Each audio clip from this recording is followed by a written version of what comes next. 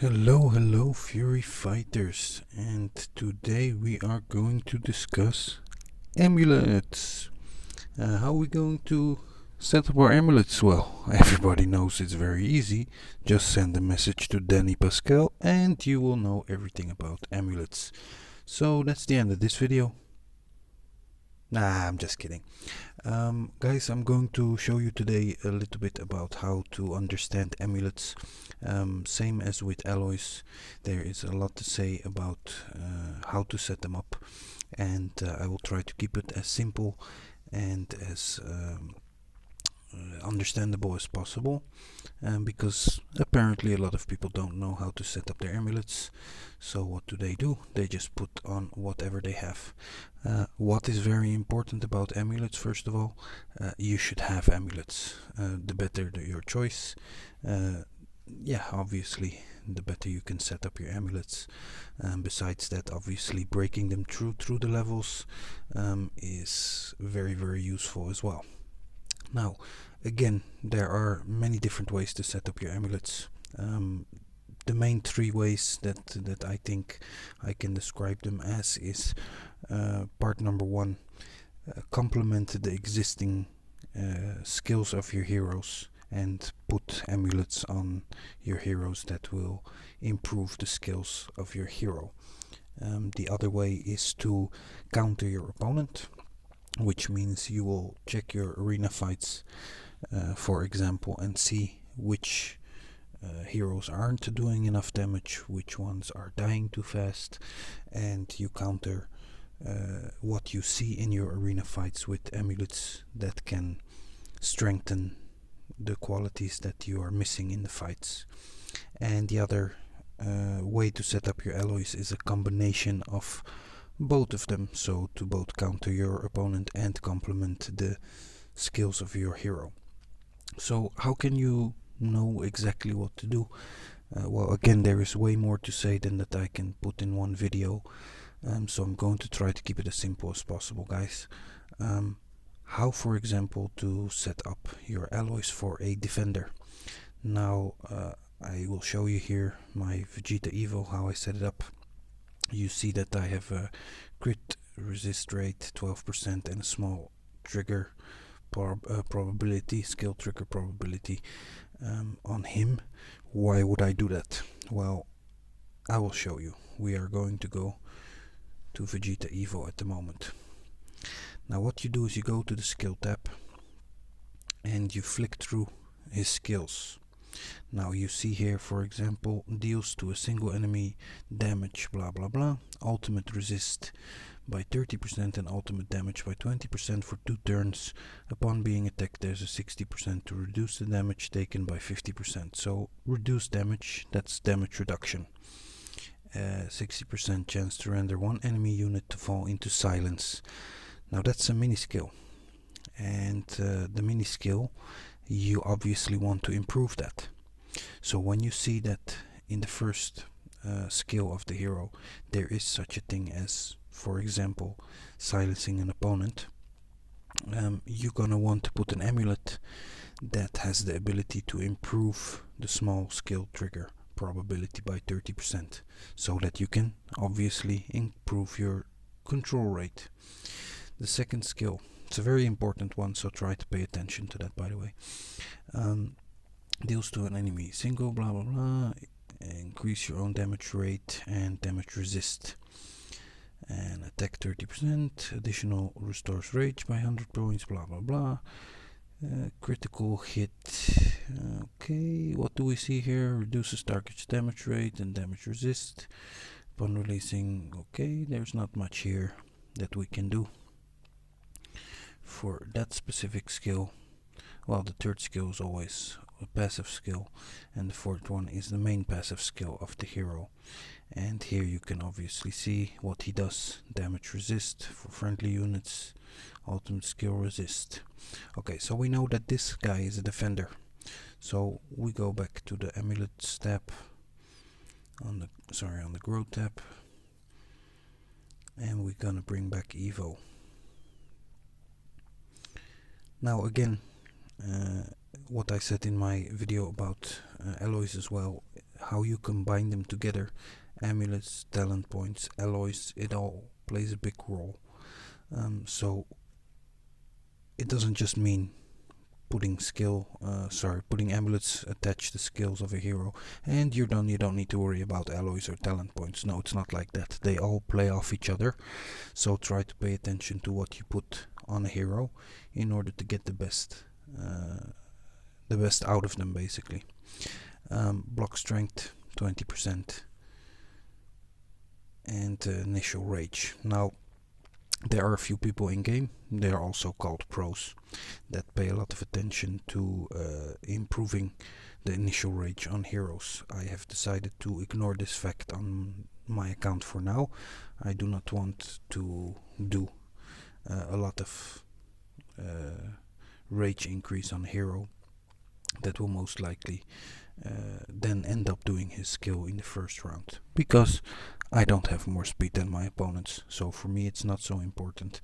But if you do have more speed than your opponents and you have heroes that do not start with an ultimate, you can play off that with amulets and quenching, which will be another video eventually, to improve the rage of a hero, which will make him to attack in the first round. Again, I don't have more speed, so I don't really need to worry about that.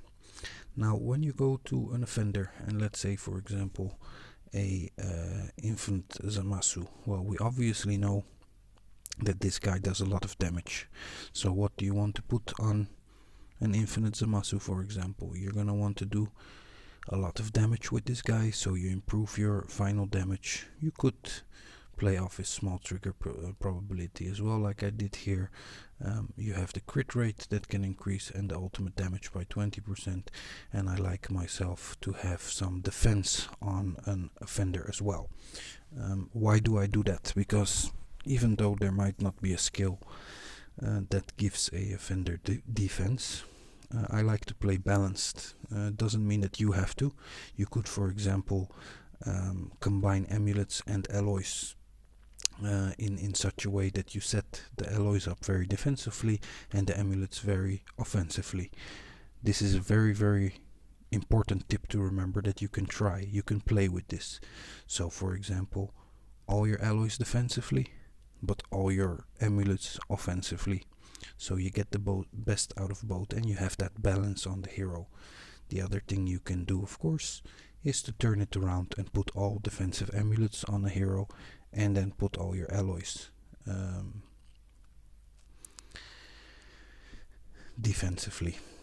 offensively. So it really depends on again, who is your opponent, how is your team, how do you set it up.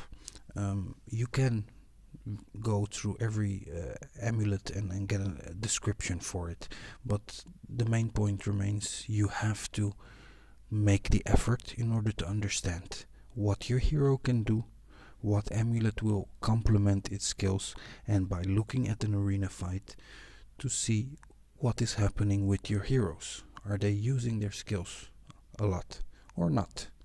Are they dying too fast, or are they staying alive long? Are they doing enough damage or doing barely any damage? And then decide what hero do you want to do what. Do you want him to defend more? Then you set him up defensively. Do you want him to do more offense? Then you put more offensive amulets on it. People make this very complicated, and yes, you can, because there's so many amulets, there's so many heroes, I don't know what to do.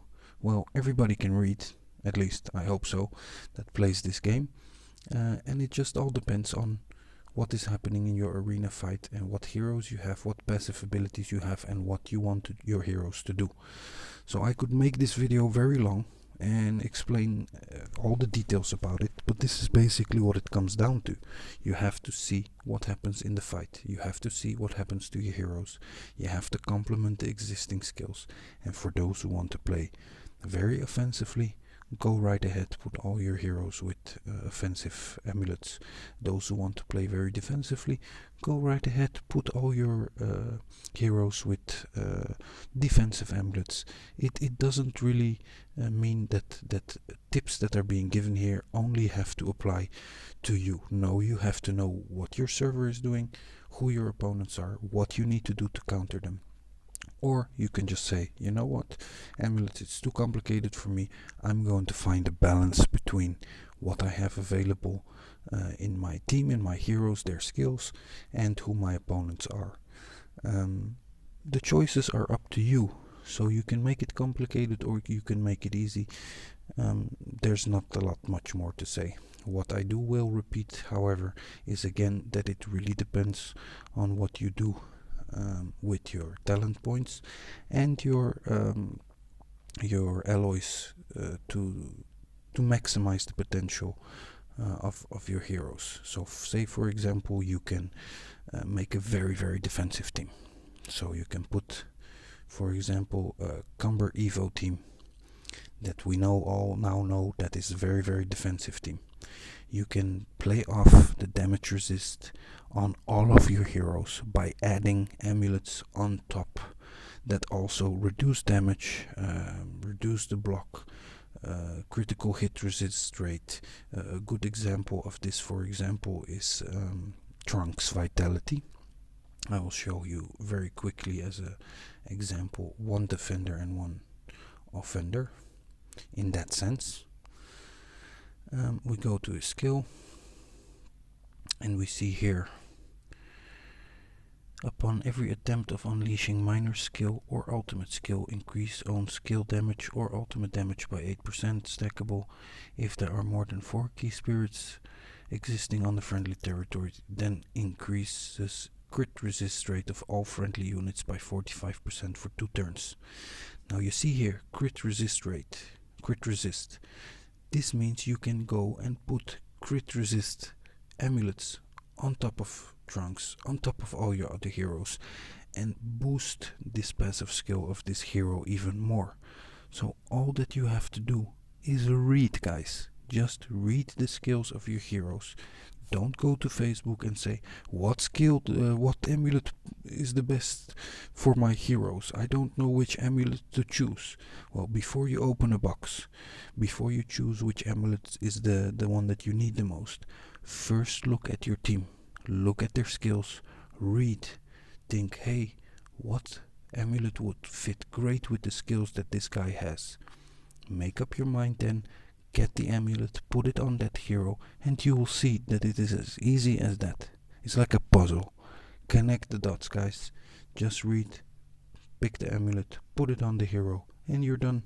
And you do that with all your heroes, all your skills, and you should be fine. You should see an improvement of your existing skills. You should get more out of the skills of your heroes by combining them together with the amulets, alloys, talents points, etc. I'm gonna keep this video short because I'm just repeating myself, as you may have noticed. I just really want you guys to read the skills and pick the right amulets and then put them on. If you have any more questions about amulets, again, Danny Pascal is your guy. I don't really understand a lot about amulets, but I've heard that Danny Pascal really understands a lot about amulets. So feel free. Go on Facebook, type his name, send him a message. He loves it. Believe me, he really does. Guys, thank you for watching this video and hope this helped. Bye bye.